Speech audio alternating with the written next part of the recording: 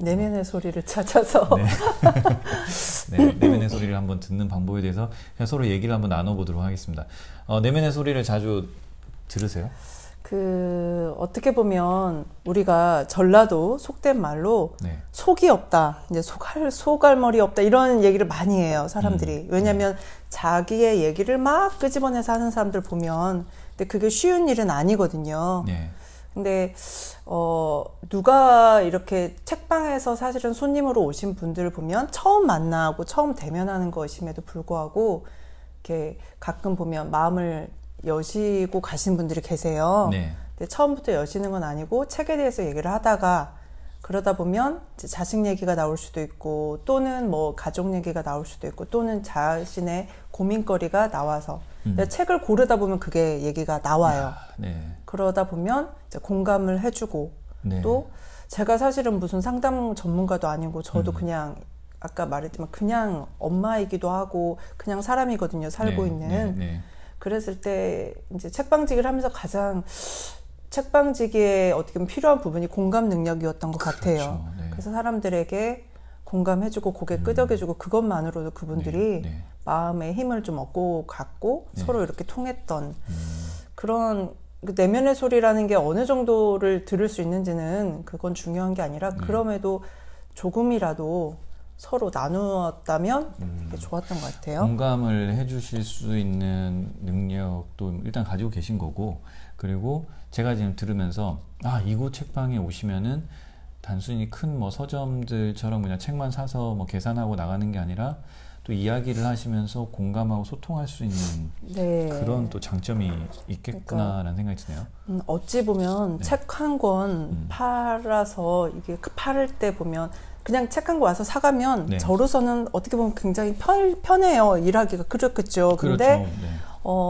책을 통해서 1시간을 같이 얘기를 할 수도 있고 네. 30분을 같이 또 막 이렇게 얘기를 할 수가 있는데 그런 부분들이 어찌 보면 동네 책방에 이렇게 오실 때 바라는 점이기도 하신 것 같아서 네. 저도 최대한 저의 에너지를 조금은 손님들 위해서 좀 남겨두고 있는 편이에요. 네. 제가 막 지쳐있으면은 네, 네. 말을 못 걸 거 아니에요. 네. 여기는 성천동 쪽에 있는 1층에 저는 사실 오기 전까지 지하라고 생각을 했었어요. 왜? 모르겠어요. 그냥 왠지 책방이면 그런데. 네, 어디선가 그냥 제가 맞아. 오기 전에 상상했던 어떤 이미지는 뭔가 좀 지하이고 포근한 뭐 이런 느낌으로 하시나 뭐 이런 생각을 했었는데 네. 와 보니까 1층이고 되게 편하게 이렇게 올 수 있는 곳이구나라는 생각이 들었어요. 네, 박창일님 공감과 소통에 대한 방송도 부탁드려요. 네, 원하라님 동네 책방 좋네요. 네, 맞습니다. 지금 손님들과 공감하시면서 소통하시고 그분들이랑 또 뭐 친구가 돼주시기도 하고 또 뭐 멘토가 돼주실 수도 있고 또 멘토를 만나실 수도 있고 네, 그렇죠. 맞아요. 네, 맞아요. 그럴 수 있는 공간이기도 한 것 같습니다. 그래서 여기서 그분들의 내면의 소리도 좀 들어주시고 네, 그렇죠. 네, 우리 선생님의 내면의 소리도 좀 들려주시고 그렇죠. 얘기하다 보면 다 나오게 되죠. 보통 사람들이 이렇게 책 여기서 지키고 계시니까 좀 고상하시고 우아하시고 좀 저랑 그럴 거라고 생각하는데 네. 지금 뭐 이렇게 뭐 라디오 방송도 하시고 뭐 그런 것들 하시잖아요. 이렇게 방송을 하는데 방송에서는 이렇게 우아까지는 아니고요. 그냥 이렇게 차분하게 하는데 사실 저는 굉장히 재밌고 싶은 사람이에요. 네. 그러니까 책방 하면서도 이름을 막 시끄러운 책방 할까? 막 이랬었던 적이 있었어요. 네. 왜냐면 서점 하면 도서관처럼 정적이 막 흐르고 막 책장 넘기는 소리. 물론 그것도 중요해요. 그런 부분 분위기가 일부 있지만 뭐라고 할까? 이곳에서 힘이 더 얻고 가시려면 기분 좋은 에너지들이 좀 있어야 된다고 보거든요. 그렇죠. 네.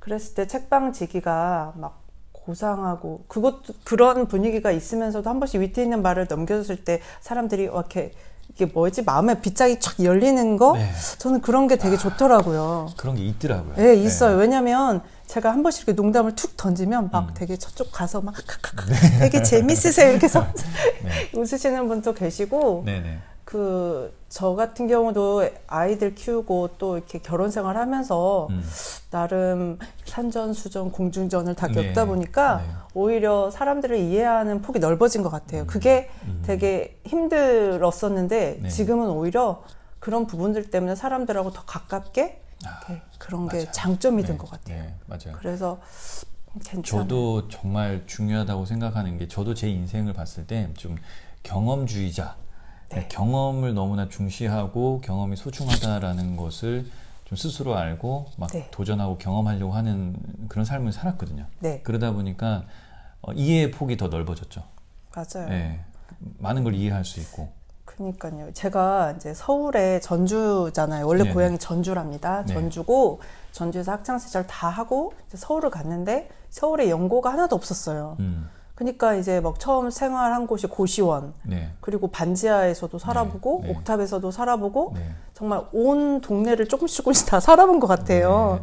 그래서 그때는 그런 생활들이 너무 힘들고 비참하고 나는 왜 서울에 아는 사람들도 이렇게 없을까 했는데 지금은 그게 다 에피소드인 거예요. 그렇죠. 그리고 이제 젊은 친구들이 왔을 때에도 이렇게 얘기를 해줄 수가 있고, 그렇죠. 응원해줄 수 있고, 응원해줄 수가 있고, 그리고 지금 제가 책방을 하면서도 사람들이 책방을 언제까지 할 건지 아니면 책방이 수익이 되는지 참 많이 물어보는데 제가 즐겁게 하고 있으니까 오셔가지고 그거를 이제 질문들을 좀 덜 하시더라고요. 그냥 하세요. 어떻게든 뭐 이렇게 얘기를 많이 해주셔서 그게 좀 달라진 것 같고.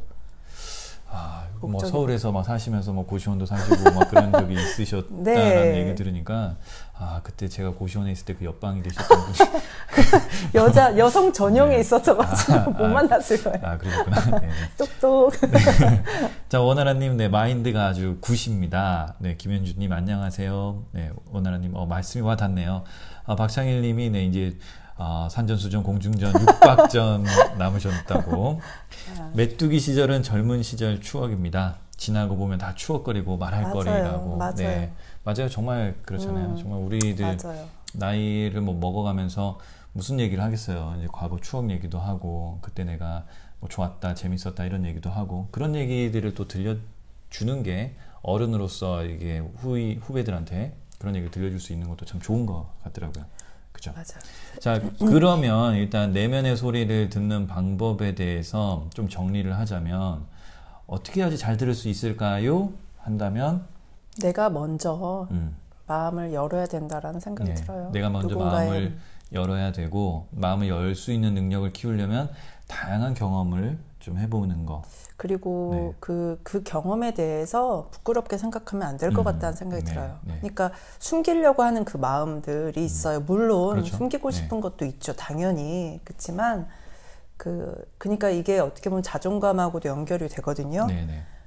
지금 제가 어떻게 보면 현재가 만족을 하기 때문에 과거에 혹시 힘들었던 것들 또한 그냥 추억으로 볼 수가 있는 거지. 제가 지금 너무 힘들거나 그러면 그걸 마음을 열 수가 없어요. 그래서 그렇지만 현재를 그렇기 때문에 현재가 어떤 상황일지라도 나 괜찮아. 이 정도면 괜찮은 그런 마음들을 좀 갖고 살면 어떨까. 그렇죠.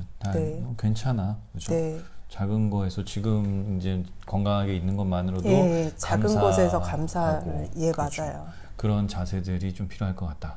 네, 그렇습니다.